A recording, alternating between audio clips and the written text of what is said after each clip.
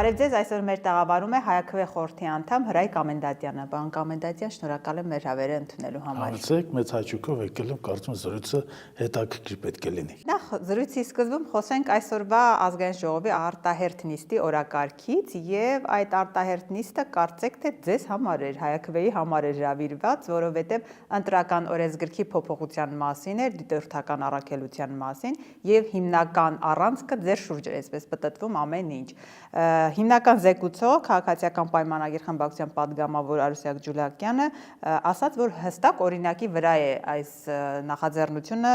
ստեղծվել եւ մշակվել բերել ազգային ժողով, ասում է, որ Հայաքվեն չի պահպանել չեզոքության կանոնները, իրականացրել է հակաքարոզչություն քաղաքացիական պայմանագրի դեմ։ Օրինակները նա բերում էր Գյումրիի եւ Էջմիածնի ընտրությունների մասին։ Ըստ էության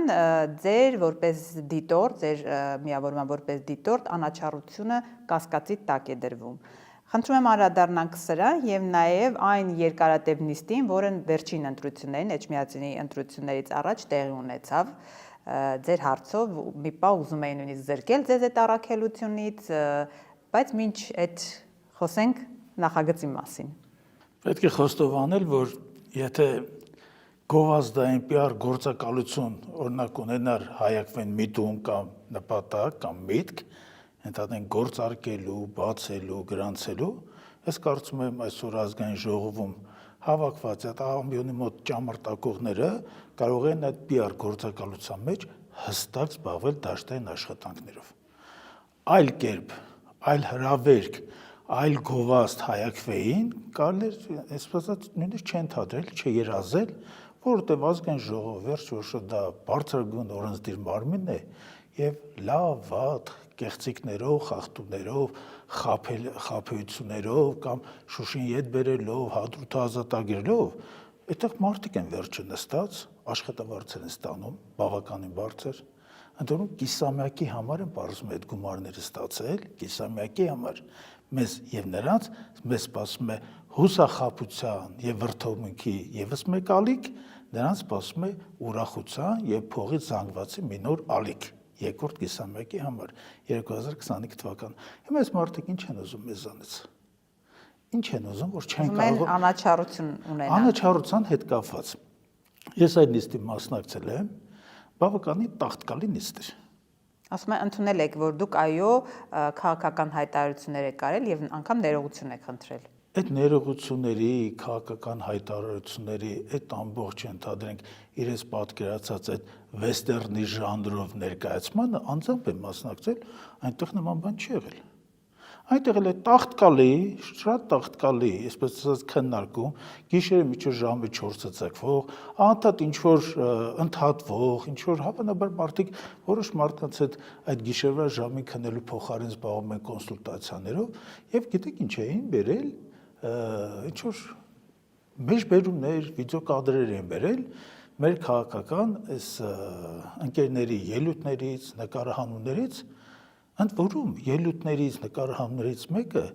այն կարգի անիմաստության մեջ փայլատակում էր, որ դա կարելի է որպես քրեստոնեացիկ օրինակ վերցրել, թե ինչպես չպետք է կատարել ընդհանրենք հետապնդումը։ Մեր ընկերներից մեկը նույնիսկ հայկական այս ջարդերի այդ եղեռնի, գենոցիդի թեմաներով ելույթ ունեցել մի քանի ամիս առաջ, որտեղ մենք բարբերաբար քաղաքական երկնակամարում նույնիսկ արդեն ռետրոսպեկցիա մեջ հարցերին անդրադառնում ենք եւ Հայաքվեի գոնե թիմը առավելապես աշկենք նրանով, ընդորում դա միայն մեր խոստովանությունը չէ եւ մեր ցանկությունը չէ, բազմաթիվ մեդիա կամ PR մասնագետներ այս իմաստով ընդգծում են, որ մեր մոտ հավաքվել է ինտելեկտուալների թիմ եւ հայրենասեր ինտելեկտուալների թիմ, որտեղ որ նա եղեռնի հետ կապված նկարահանումը բերել էին, ուզում են սա ցույց տային, ընդորում էկրանի վրա, չէ, եւ ուզում են սրա տակ ինչ որ բան սղացնել, բայց դուք քաղաքականապես չեզոք չեք։ Բայց ինչ կապում է եղեռնի հետ կապված ձեր դիրքորոշումը դիտորդական ամբողջ հարցը նա է, որ դա համար տաղտկալի ինչ որ ներկայացում էր նախորոք, ինչպես գծագրված, նախորոք հավանաբար իրենց որոշակի այսպես դեդլայնով, ընդհանրենք որտեղից սկսեն, ուր տանեն, ընդհանրենք, բայց եկեք ամեն ինչ գնահատենք վերջնակետով ամեն ինչ գնահատենք աշխատանքների արդյունքով, այս իմաստով մենք հանձնաժողովի հետ, հանձնաժողովը մեկ մարդ չէ, հանձնաժողովի անդամների հետ կատարեցինք աշխատանք, վերջ-վերջո մեր բոլորի ցանկությունը նա էր, որ բավականին կասկածելի շիկացած մթնոլորտում, այսպես հաջորդ օր որ պետք է ընթանար այդ Էջմիածնի վաղարշաբաթի ընտրությունները, մենք կարծես երկկողմանի մենք մեր վրա հանձնառություն էինք վերցնում եւ նախաձեռնողականություն, որովհետեւ այդ օրը մի լրացուցիչ կառույց, մի լրացուցիչ դիտորդական առաքելություն մասնակցի եւ այդ մասնակցությունը, ես ձեզ անկեղծ ասեմ, դա օգուտ է բերում մեր հանրությանը, օգտոբեր մեր պետությանը եւ այս անընդհատ շիկացող քաղաքական կազմային որոշակի սառնություն, հանդարտություն եւ որոշակի դերեր ոչ թե բաշխում, բայց դերերը հասկանալու, գնահատելու եւ օրինական սահմաններում մնալու որոշակի հանձնառություն է սա։ Ես ես անկեղծ ասեմ, եթե մեր թիմը մենք մոտավորապես 250 եւ ավել դիտորդներ էինք տարել վաղարշաբաթ, ընդ որում ձեզ կարող եմ ասել, որ մեր դիտորդները Հայաստանի բոլոր անկյուններից են եկել, բոլոր անկյուններից, Մեղրիից, Գյումրիից, Տաուշից, Լոռու տարածաշրջաններից մենք դիտորդները առնվազն կեսը եւ ավելը եղել են մարզային դիտորդներ։ Մենք աշխատանք ենք կատարել եւ այդ աշխատանքի իմաստը նա է, որովհետեւ մենք հանրությանը հնարավորություն տանք եւ ընտրական գործընթացների մասնակցության իմաստով լինել բացարձակ օրինական դաշտում։ Բացարձակ օրինակ դաշտում եւ 250 դիտորդները, որոնք հմուտ կերպով եւ աշխատել են եւ այդ աշխատանքը համակարգված է, գերազանց համակարգված է, չէ՞, այս անձանցից ոչ մեկը ընտրական որևէ հանցագործության, ընտրական որևէ ինչ-որ բարձրաթող վիճակի հետ կապված կամ սեփական նախաձեռնություն ինչ-որ որևիցե վեճի մեջ չի մտել։ Ամբողջը եղել է օրինականության դաշտում, ամբողջը եղել է այն վստահությամբ, որ մենք իրականացնելու ենք, մենք վերահսկելու ենք ընտրական process-ները, որովհետեւ այնտեղ օրենքի մեկ տար ենթադրենք հերոց չլինի իրականություն։ Այդ դեպքում եթե օրենքը պահպանել եք, չեզոքությունը պահպանել եք, այս ամբողջ քննարկումը ինչի համար է նախընտրական այս շրջանում ընդ որում հրատապ ռեժիմով է բերվել, արտահերթ ռեժիմով է բերվել սա։ Խնդիրը գիտեք որն է, որ այդ խմբակի մեջ, որոնց հավանաբար մենք ամռան սկզբին հրաժեշտ կտանք, այս խմբակի մեջ ինչ որ մրցավազք է գնում ներկուսակցական։ Մենք անմասն չենք, դիտում ենք, դիտարկում ենք, որոշակի պատկերացումներ ունենք, եւ եթե հանրությունը նկատել է, առանձին բնագավառների պատասխանատուներ իրար պարզապես ժողովրդական լեզվով կոտորում են իրենց։ Առավոտից երեկո կաբինետներում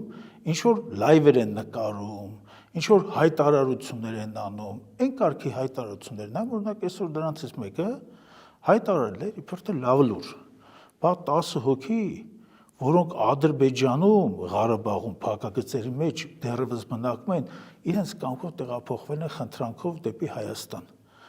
Այս մարդկանց որակը քաղաքական մշակույթը օրինակ բերել են տեղավորում այդ մրցավազքի մեջ։ Իրենց մոտ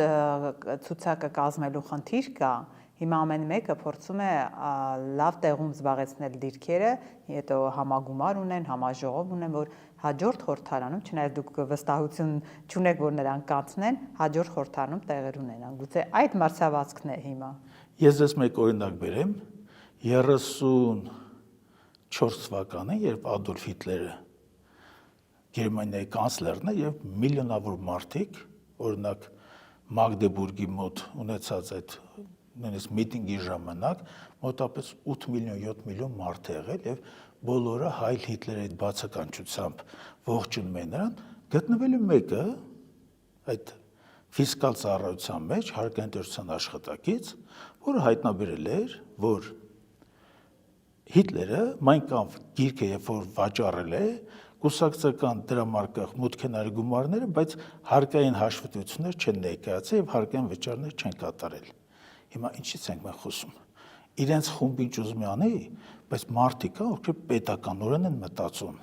եւ այդ պետականորեն մտածող մարդը նույնիսկ ամենահզոր աշխարհի այդ պահին ամենահզոր ռազմական, քաղաքական, գաղափարական կարելի ասել նույնիսկ, որովհետեւ ֆաշիզմը 20-ական, 30-ական թվականներին համարյա գերիշխող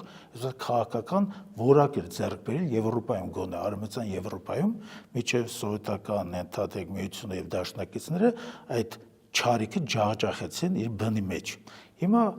մենք ինչի մասն ենք խոսում։ Մենք խոսում ենք նրա մասին, որ մարդը պետք է քաղաքականապես ակտիվ լինի, միևնույն ժամանակ պետք է օրենքները պահպանի եւ միևնույն ժամանակ նա ինչ-որ կուսակցական ցուցակներում տեղավորվելու համար չկատարի բաներ, որոնց համար ապագայում կամ ներկայում, իհարկե անցյալում բացառում եմ, որ մարդիկ ափսոսանք հայտնեն, որ իրենք մաս են կազմել այնպիսի քաղաքական խմբի, որը 21 թվականին ինչ-որ մուրճերով, տեգերով, բմբուլներով պատտում էր Հայաստանի բոլոր այդ գյուղերում, քաղաքներում ու ասում էր, որ Հադրութի հետ ենք բերելու, Շուշին դեօկուպացնելու ենք, դրանց առաջ ասում էին անջատում հանուն փրկության, դրանց առաջ ասում էին, ամեն ինչ ասում են եւ որը իրենք ասում են լավ, մենք ասել ենք, լավ չեն կարել աշխատանքները 26 թվականին ընտրողը կասի մեզ լավ են կարել թե ոչ, ընտրողն է միակ որոշողը։ Իհարկե ընտրողն է միակ որոշողը, բայց երբ որ մենք ասում ենք ընտրողն է միակ որոշողը, ընտրողը ինքը թատրոնում կարելի ասել, քաղաքական թատրոնում հայտնված անաչառ եւ անկողմնակալ դիտորդն է եւ բնականաբար նա պետք է ընտրի բարու եւ ընդհանրեն գեղեցիկի կողմը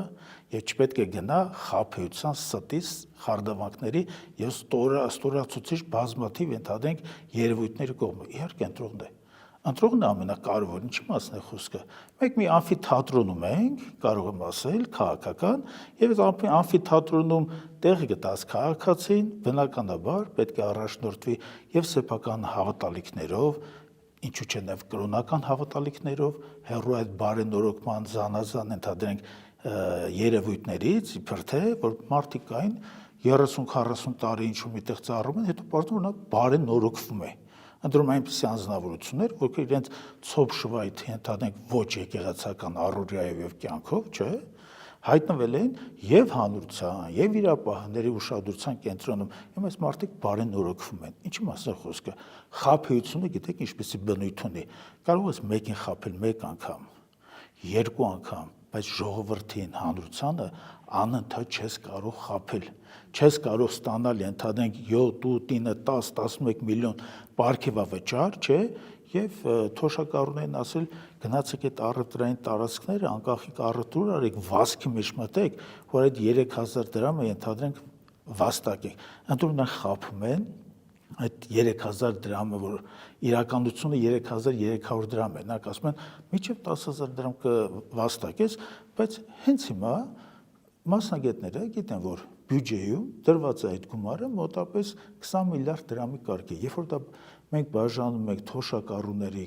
քանակի վրա մոտավորապես այդ 502-503 վրա ամեն թոշակառուի համար նախատեսված է 3300 դրամի կարգի այդ հետվճարի փոխհատուցում այս ամբողջ խնդիրը այսինքն կարծում եք որ գումար կա բայց չեն ուզում թոշակները բարձրացնել իհարկե հարցը կա շատերը ասում են լավ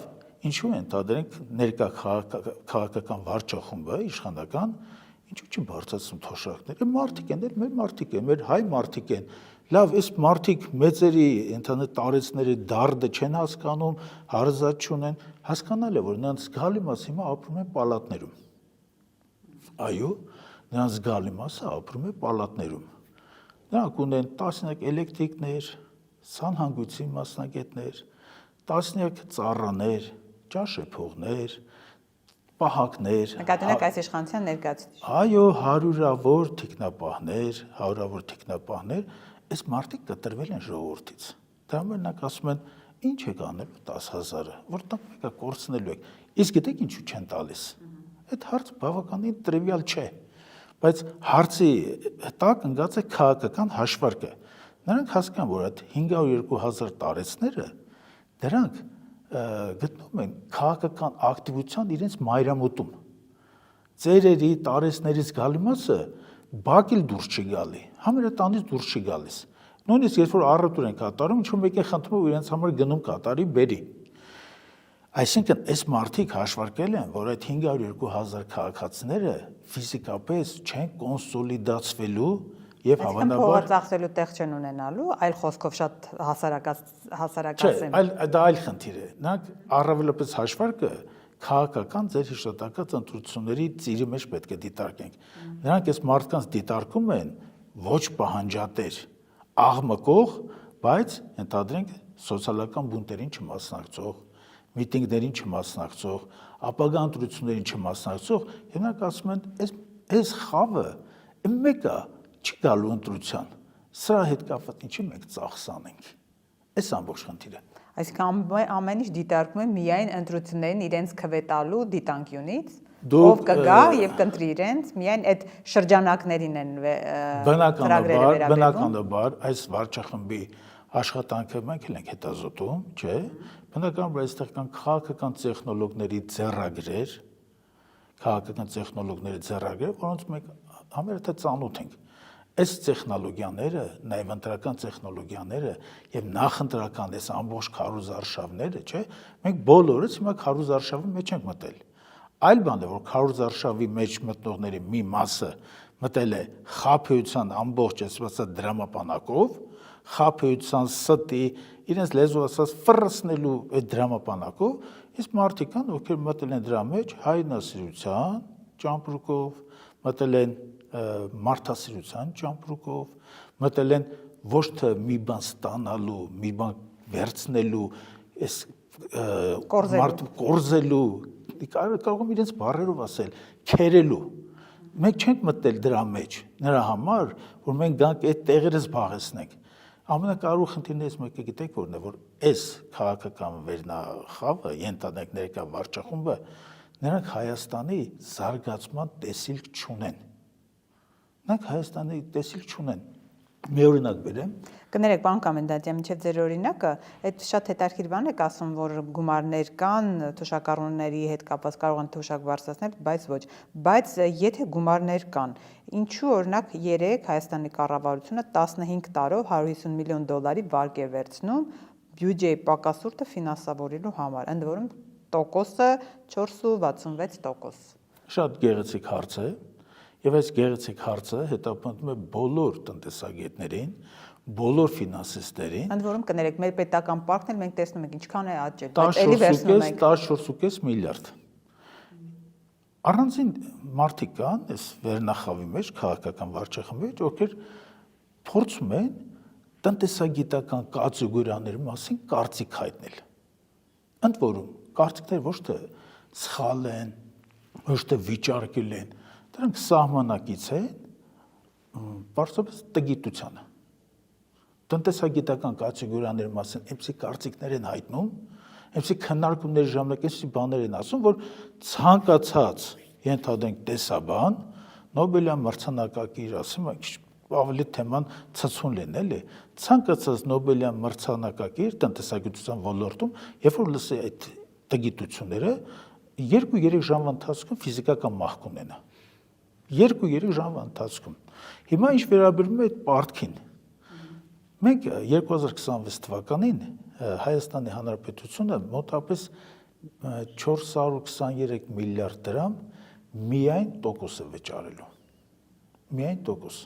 Հիմա եկեք շատերն է խոսում այս թեմայի մասին, բայց շատերը չեն էլ իմանում կամ էլ ցանկություն չունեն թեման որոշակիորեն բացել։ Արտաքին պարտք եւ ներքին պարտքի ընդհանուր հանրագումարը մոտավորապես 14.5 միլիարդ է, եւ մեր հիշատակած 423 միլիարդը, չէ, որ պետք է որպես մենք տոկոս վճար, ոչ թե մայր գումարի մարում, տոկոս, միայն տոկոս։ Սա շահառուները ովքեր են։ Սա շահառուները Համաշխարհային բանկն է, Արժույթի միջազգային հիմնադրամն է, Ասիական բանկն է, դա արտաքին պարտքերը։ Ներքին պարտքի շահառուները գիտեք ովքեր են։ Հայկական բանկերն են։ Հայկական բանկերը պետական կարճաժամկետ պարտատոմսերի շուկայում այդ աճուրների մասնակցում են եւ կարող եմ ավելի հասարակ ասել, ժողովուրդը որ հասկանա, ոտներին գցած 11%-ով եկամուտ է ստանում ներդրած գումարի հաշվին։ Հիմա վերադառնանք հաջորդ խնդրին։ ինչ են անդադ վարկը ավելացնում։ Ես կարծում եմ, այստեղ խնդիր կա, որտեղ վարկի ավելացումը, չէ, մանտի որ վարկերը ծախսվում են զանազան, որ կասկածելի, չեմ ուզում այլ բաներ ասեմ, զանազան կասկածելի, այսպես բյուջետային ընդհանրենք միջոցների փոշիացմանը, չէ, ակնհայտ է, որ խնդիր ունենք այս երկու մեր հիշատակած խմբերին, չէ, ներքին, այսպես վաշխառուական բանկեր, դրանք վաշխառուական բանկեր են։ Հայկական բանկերի զգալի մասը բանկային գործառնությունների ամբողջ ցուցակի մեջ դարձել է պարզապես վաշխառուական կապիտալ։ Բարձր տոկոսադրույքներ։ Բարձր տոկոսադրույք, այս պահին ես կարող եմ ձեզ վստահեցնել, որ եթե հայկական որևիցե բանկում մտնեք ուզենաք որևիցե մի քիչ հեռավոր երկիր փոխանցում անեք, ձեզ միանգամից մերժելու են։ Բանկը հենց նա է, որ աշխարհի ցանկացած կետ դու կարողանաս ընդհանրենք կապիտալի տրանսֆեր կատարես։ Հայկական բանկերը ռուս-ուկրաինական պատերազմից հետո հայտնվեցին մի հատ գեր, այսպես դրախտային պայմաններում, եւ նույն գործառնությունը, եթե նախկինում 1% էր ընդհանրեն սահակագինը, հիմա 4% է, 5% է, բազմաթիվ սահմանափակումներ են դնում հաճախորդների առջև։ Այս վարկերը, որ վերցնում են, մենք պետք է նայենք այս շահառուներին։ Շահառուներն բնականաբար կատարում են լոբինգ, եւ այս լոբինգի արդյունքում էլ բնականաբար պետությունը նույնիսկ երբ որ դա կարիքը չունի, պետությունը շարունակում է ընդհանրենք վերցնել վարկեր։ Մնացածը կարծում եմ ամառվա վերջից սկսած կամաց կբացվի։ Շատ հետաքրքիր եք ասում, միշտ ընտրական այս գործընթացի ավարտեց շրջանում, վերջից կամ ամառվա սկիզբ որ ասում եք գնալու են այս իշխանությունները, ինչ համոզմունքով եք դա ասում, այսինքն պարոն Կոմենդանտյան, ինչ հիմքեր ունեք ասելու, որովհետև սոցհարցումները կարծես թե ճիշտ է Փաշինյանի իշխանության վարկանիշը բավական ցածր է, բայց տեսեք սոցհարցումներով իրենից բարձր վարկանիշ ունեցող քաղաքական ընդդիմադիր ուժ չկա։ Ինչպես կհեռանա իշխանությունը դեպքում։ Եկեք նախ քննենք այս սոցհարցում իրականացնող ընդհանրեն կազմակերպությունների արմատները որտեղից են գալիս։ Որտեղից են գալիս, նրանք ընդհանրապես հայկական քաղաքական երկնամարում ինչպիսի դերակատարում են ունեցել, որ չափով են նրանց ընդհանրենք աշխատանքները համակարգ կանխատեսումների նկատի ունեմ իրականության հետ։ Ոչ մի կոնկրետ այս պահին ոչ մի սոցիոլոգիական հարցումների կարելի չվստահել։ Գիտեք ինչու՞։ Որովհետև սոցհարցումների մեծ մասը կատարում է հեռախոսային զանգի միջոցով, եւ պատկերացրեք ներկա բռնաճնշումների, այսպես ասած, ավելացող այս թափանիվը, որ անդադ պատտվում է, այն օրը մեկը կարծում եմ վարչախմբի ղեկավարը ասում էր ոտերը կջարդենք։ Բնականաբար հասկանալ է, որ այս մարդը ինքը ֆիզիկապես չի կարող ոտ ջարդել։ Այսինքն ինչ-որ մեկը բայց կատարելու է, չէ՞, այդ սպառնալիքը։ Այս սպառնալիքով է կատարելու։ Կատարելու ռեպրեսիվ մարմինները։ Հիմա շատերը կմտածեն, չէ, տես բան չի լինի, ես ինչ եք ասում։ Մի օրինակ բերեմ։ 2018 թվականին այդ ռեպրեսիվ զանազան մարմինների հանրագումարը դատարաններ, հակակոռուպցիոն, առաջինացիան, երկրորդացիան, եսին վերաքնիչ, ոչ վերաքնիչ, ընդհանրենք բեկանիչ, դրանց գումարեք ընդհանրենք պարիկները, զանազան գունավորումներով, զանազան համազգեստներով, դատախազությունների գումար, այս մարդիկ ամբողջովին իրար հետ ստանում է մոտավորապես 33 միլիարդ դրամի փոխհատուցում,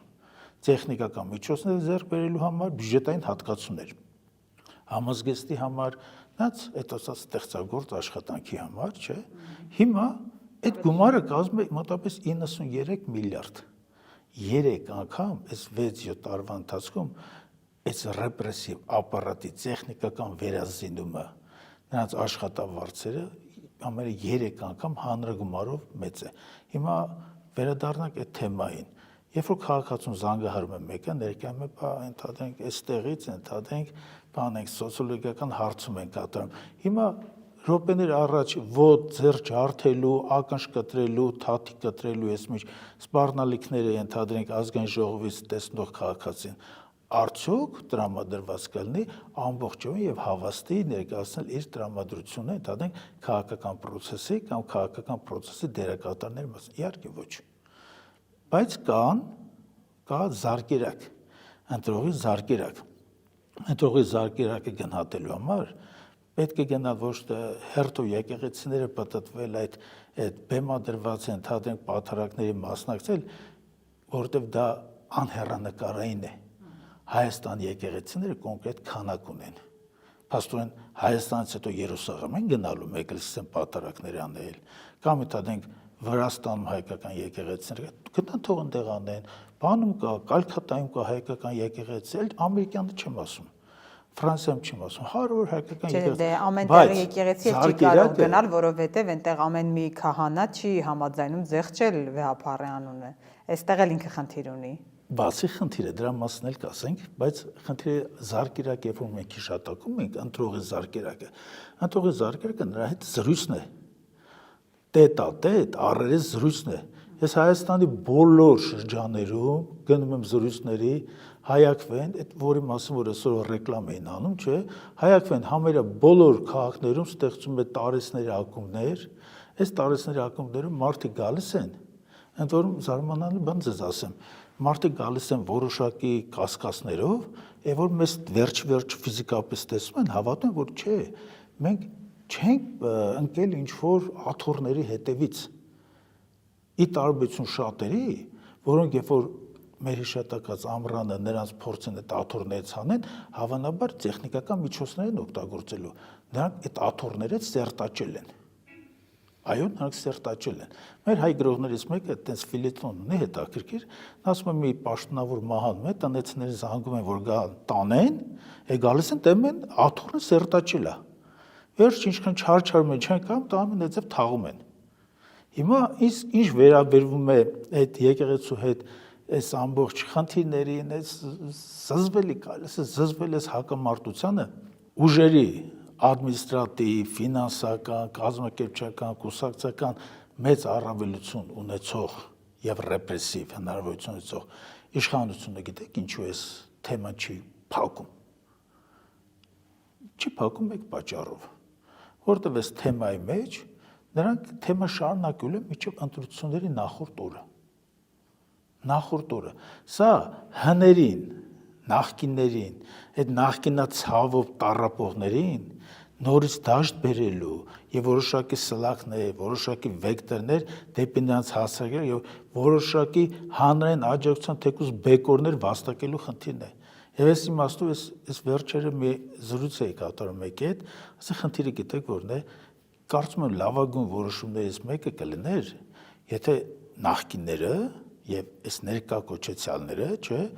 բոլորը գնան մի հատ ինչ-որ կղզի, այս կղզում մի հատ խորհրդարան կառուցեն, երկու պալատանի, կեսում իրանք նիստանեն, կեսում նրանք նիստանեն, չէ, ինչ երիտերտուսման, այս ժողովուրդն եկել է կրակը սրանց ձեռը։ Այս նախկինացավով տառապանքը, այսինքն ճիշտ եմ հասկանում, պարոն Կամեդատյան, դուք եք կողմ, որ ընտրական գործընթացներից հեռու մնան նախկին իշխանության ներկայացուցիչները։ Ես կողմնակից եմ, որպեսզի ընտրությունների մասնակցեն ազնիվ, հայրենասեր, պարկեշտ մարդիկ, ովքեր սուտ չեն խոսում։ Գիտեք, պիտակներ կարելի է կպցնել, չէ, դա իմիջիալոց լավ զբաղմունք չէ։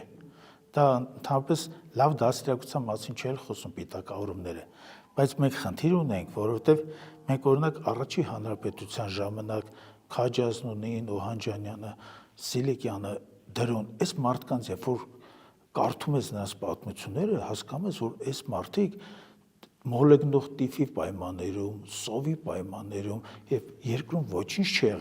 ոչինչ չեղել, օրական մահանալուց եղել 10-15,000 մարդ։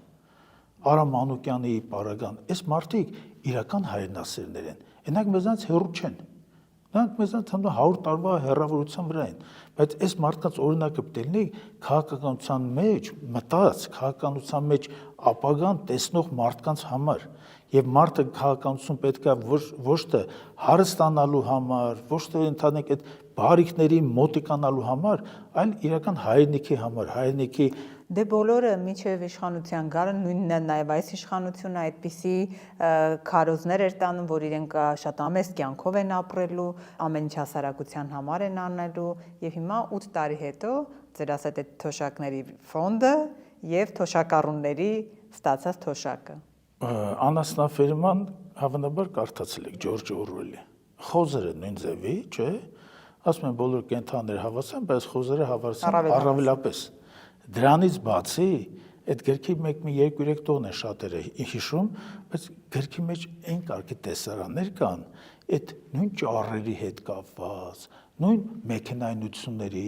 խարդավանքի, ենթադրենք Պոպուլիզմի։ ձիուն վաճառելու այդ խարդախության, դավադրության հետ կապված, հավերին յուրահատուկ իրենց տեղը տված, եմ ասած կենդանիներին, այստեղ մենք մի կարևոր խնդիր ունենք։ Կտրվելը էթնոսից եւ կտրվելը սոցիալական շերտերից դա վտանգավոր տեղ է տանում։ Ես մի օրինակ եմ բերում, 2-3 օր առաջ այդ նույն այդ վարչախմբի կարկառուն քարոզիչներից մեկին հարցնում են, ասում են դուք ինչքան եք գումար ստացել։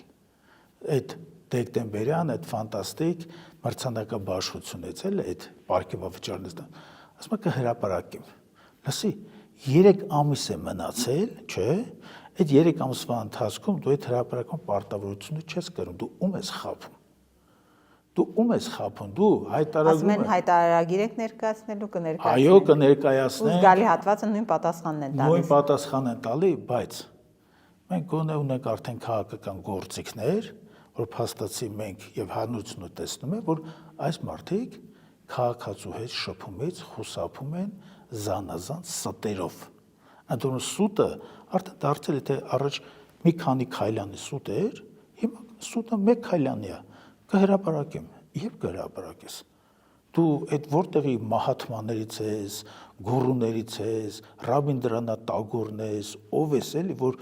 կհրապարակեմ, գնացեք սպասեք իմ հրապարակմանը։ Քեզ այս մարդը հարցնում է, որում հետապնդող ոճով որոշակի, գիտեք ում մասն է խոսում, որոշակի հետապնդվածում հիմա սա, ինչ ես թաքցնում։ Մենք մի սոցիումի անդամ ենք։ Ամբողջովին որ հաշվում եք մի 3 միլիոնից քիչ մարդ կանք։ Դե ասում եք այն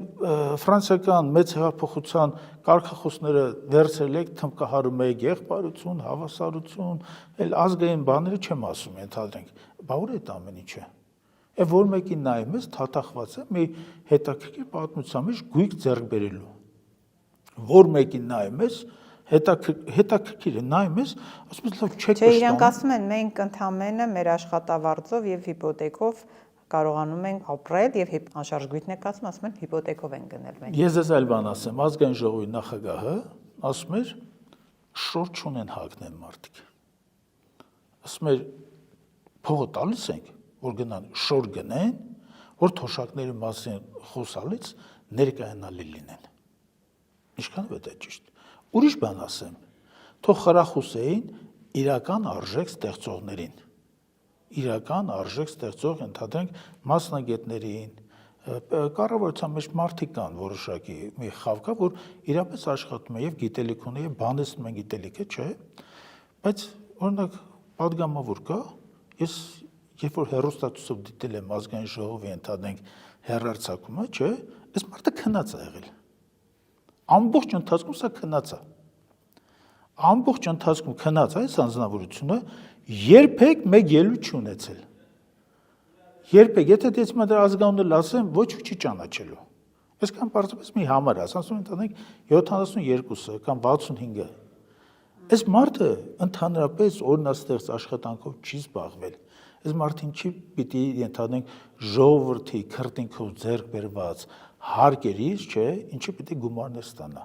Նա ամոթից գիտեք ոնց է, զուրկ լինելու կասկածների իհարկե կան, բայց մենք պետք է ամեն ինչ գնահատենք ռեալության մեջ, իրականության մեջ, այս մարդը ոչինչի համար ստանում է միլիոնավոր դրամներ։ Դե նաև ասում են լավ մասնագետներ պետական համակարգում պահելու համար ենք նաև բարձրացնում։ Շատ լավ։ Շատ լավ։ Թող գնան իրենց ընդհանրեն քաղաքական խմբի մասնակիցները, գնան մասնավոր։ Ինչի չեն գնում մասնավոր։ Ասեմ ինչի չեն գնում, որովհետև ոչ մի մասնագիտական գիտելիք չունեն։ Որ մեկի քաղաքական կենսագրությունը եւ ընդհանրապես ֆիզիկական կենսագրությունը ուսումնասիրել ենք, չէ՞։ Ինչու մի քոլեջ ավարտել։ Այդ քոլեջից հետո Լեհաստանում ինչ որ ճամբարի է մասնակցել, ինչ որ սորոսական կամ ոչ սորոսական տարբեր։ Դրանից հետո քայլել է, շատ արագ քայլել է, չէ՞։ Դրանից հետո դարձել է падգամավոր, մարզպետ, մարզպետի տեղակալ, եթե մարզ չկա, մի հատ ուրիշ կառույցի ղեկավար, սննդի անվտանգության ղեկավար, դու եսիմ այդ բարեկների ատեստավորման հանձնաժողովի ղեկավար, այս մարդկանցից ոչ մեկը մասնագիտական, պահանջված մասնագիտությունների իմաստով գիտելիք եւ հաջողված փորձ եւ կիրառական աշխատանքի փորձ չունեն։ Այսինքն եթե պատգամավոր չլինեն, գործ չեն ունենա։ Իհարկե չեն ունենալու։ Ես այս մի բան ասեմ, նախքին այսպես ասած բաների գումարման սեսիաների շատ մասնագետների ճանաչում էի, նախքին պատգամավորների շատ ավելի հեռու ժամանակաշրջան։ Դրանք երբ որ արդեն քաղաքականությունից դուրս եկան, նրանց հրեցին դուրս գցեցին միջայլուց, ասեմ, չէ՞։ Այդ մարդիկ ընդհանրապես կես տարի հետո պարզապես ջախջախվել էին որպես մարդ։ Նրանք պահանջված չէին, նրանք գիտելիք չունեն, նրանք ոչ մի բանի մասնագետ են, նրանք ոչինչ չեն կարող ստեղծել։ Հանրությունը նրանցից աշխատանքի արդյունքներ երբեք չէր տենալու։ Շատերին ճանաչում եմ այդ մարդիկ, այդ իրանց ոչ օրինաստեղծ գործունեությունից հետո, չէ, պարզապես գնացին ընդհանրենք իրենց տաղավարում շենքի կողքը ինչ որ հռետորներ էին ուզում դառնալ։ Պատգամավորների մեծ մասը երիտասարդներ են, գուցե դրանից հետո մեկ այլ մասնագիտություն կարողանան արագ սովորել եւ աշխատանք գտնել։ Խնդիրը գիտեք որն է, որ մասնագիտությունը մարդիկ կյանքում ընտրում են մեկ անգամ, եւ որ դու արդեն հասուն տարիքում ես, չէ, լավագույն դեպքում հնարավորություն ունես այդ մասնագիտության մեջ քո մասնագիտական հմտությունները հղկելու, լրացնելու, ինչ որ բացառիկ արդյունքների ձգտելու, բայց կներեք, ընդհանրենք ես լավագույն ցանկության դեպքում, նույնիսկ համառության դեպքում չեմ կարող միկրոբիոլոգիայի ընդհանրենք ատեստավորման գնամ եւ մասնակցեմ։ Եվ չեմ կարող գնալ այդ բնակավար կամ նույնիսկ չեմ կարող ընդհանրենք որոշեցի միջազգային ընդհանրենք համաժողովում Հայաստանի կողմից հանդես գամ, որը որ հիմա պարզապես ամենտեղ այդ ձև է։ Հայաստանից մարդիկ են մասնակցում են միջոցառումների բացարձակ այդ ճյուղի մասին պատկերացում չունենալու։ Հիմա ձեզ մի բան էլ ասեմ, այդ մենք քննարկեցինք պարգևավճարները, չէ՞։ Բա այդ գործուղումների մակարդակից, գործուղումների ծախսերից, գործուղումների ժամանակ կատարված հրավերքների ծախսերից, գործուղումների ժամանակ տարբեր տեղ ընդհանրենք թափառումների արդյունքների, այս մասին ժողովուրդը ընդհանրապես չգիտի։ Ոչ մի պատգամավոր դեռևս չի հրապարակել գործուղման ընթացքում իր կատարած ծախսերի նախահաշիվը։ Սա մասին որևէ մեկը հարցրել է։ Չէ, բայց օրենքով ունենք կետ նման եւ տեղադրվում է ազգային ժողովի այո, իրենք ներկայացում են ազգային ժողովի աշխատակազմ եւ այդտեղ ինֆորմացիան հմուտ կերպով կորում է, թաքցվում է, հանրությունը դրա մասին չի իմանում։ Եվ ես դրանից ելնելով, ես գիտեք ինչ եմ առաջարկում, ապագա գումարման ընթացքում, որ հայրենասեր եւ պարտաճանաչ եւ պարկեշտ մարդիկ կլինեն երկրի ընդհանրենք օրենսդիր աշխատանքով զբաղվողները, չէ, կարծում եմ ճիշտ կլինի, որովհետեւ նրանք ցանկացած այդ ուղղությունից հետո, գործողությունից հետո իրենց կատարած ծախսերի վերաբերյալ տան հանրային հաշվետվություն։ Կարծում եմ վատ չի լինի։ Ամփոփելով, պարոն Կոմենդանտյան, ճիշտ եմ հասկանում, որ ձեր տեսլական ապագա խորհրդանի հետ կապված փորձառու, ճանապարհ անցած մարդիկ միայն կարող են լինել պատգամավորներ եւ եթե չեմ սխալվում, Հայաքվեն եւս դառնում է կուսակցություն եւ մասնակցելու է ընտրություններին։ Արդեն կա որոշակի պատկերացում ինչ ձևաչափով, ինչպես եք մասնակցելու։ Իհարկե, բազմաշերտ հարց է, միայն այսպես ասած տարիքով մարդիկ, հասուն մարդիկ, միայն իրաց մասնակցությունը բավարար չէ եւ դա սխալ է։ Օրինակները կարելի է բերել ցանկացած տեղից, օրինակ ամենաշատ մեդիա հաղորդակցություն ապահով Facebook-ի ստեղծողը Ցուկերբերգը երիտասարդ մարդ է, բայց հանճարեղ։ Իլոն Մասկը երիտասարդ մարդ է, եւս հանճարեղ։ Մոցարտին վերցնենք օրինակ 4 տարեկանում արդեն ստեղծագործություններ էր գրում բավականին լուրջ, մեջ հիմա երաշտական Մենք էլ ունենք հանճարեղներ, բայց մենք տարբեր ոլորտներում, տարբեր իրավիճակներում։ Չէ, ես հանճարեղ ասելով չեմ։ Ես չեմ հանճարեղ ասելով նկատի ունենամ այն մարդիկ, ովքեր ատամներով ավտոմեքենա են քաշում։ Չէ, ես նկատում եմ գործող ազգային ժողովում հանճարեղներ ունեն։ Իհարկե, այդ հանճարեղներ կան։ Հիմա ինչ վերաբերվում է ինչպեսի մարդիկ պետք է լինեն։ Մի կարևոր խնդիր կա։ մենք իրական հակամարտության մեջ ենք Ադրբեջանի հետ։ Ճիշտ է, Ադրբեջանի հիմա ինչ որ Հայաստան Հանրապետության նախագահը շնորհակալությունները հայտնում Ադրբեջանի այդ բանը բեղավոր բռնակալին, չէ, այդ սուլթանին, դա սուլթան է։ Նա պատմական այն Սուլթան առաջինի, Մեխմեդ երկուսի, Եզդրիմի, եսմ այն մնացածների, չէ, ինքը նրանց մի մասնիկն է։ Նրանց նման մի բռնապետ է, պարզապես շորերն են տարբեր։ Էսա, այն չալմաներից գլխին չի կապում, էսա աշխատանքը։ Բայց մենք այսպես հարց կա, մենք մեր տնտեսությունը եւ Ադրբեջանի տնտեսությունը ունեն բացարձակ ծավալներ եւ ունեն զարգացման տեմպեր։ Կոնկրետ Ադրբեջանի զարգացման տեմպը հիմա մոտավորապես 1.7% է տարեկան։ Հայաստանը մոտավորապես 5.5-ից 6.5% առանձին գնահատականներով։ Եթե մենք այս տեմպերով շարունակենք մեր գոյակցությունը, չէ, Անդրկովկասում 2054 թվականին մեր եւ Ադրբեջանը կունենան հավասար տնտեսություններ, տնտեսական պոտենցիալ։ Իսկ հավասար տնտեսական պոտենցիալը ինչ է ընդհանրում, նշանակում է, որ սպառազինության հավասար մակարդակ։ Նշանակում է պաշտպանունակության հավասար մակարդակ։ Չեմ ասում հարձակվելու համար, եւ պաշտպանվելու համար, եւ հակառակորդին որոշակի զսպելու համար մենք հավասար ուժեր կունենանք։ Մենք մի քանի հազար ամենաբարձրակարգ տանկեր կունենանք միայն։ Հիմա այս ժամկետը մոտեցնելու համար մեզ ինչ է պետք։ Մեզ պետք է մեր զարգացումը Հայաստանի Հանրապետության դարձնենք տեմպը գոնե 12%, 13%։ Եթե մենք 12-13%-ի հասնենք, այդ պարիցետը